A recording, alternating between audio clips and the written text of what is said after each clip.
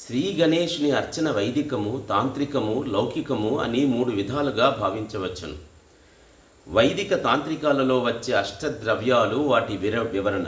మోదకము, ఇది నామరూపములతో కూడిన పూర్ణపురుషుడైన శ్రీ గణేశ పరమాత్మకు గుర్తు.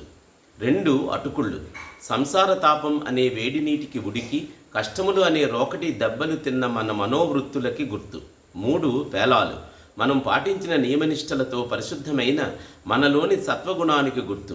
4 సత్తుపిండి, దృఢమైన మనోదీక్షతో పొడి చేయబడిన ఇంద్రియ సుఖాలకి గుర్తు.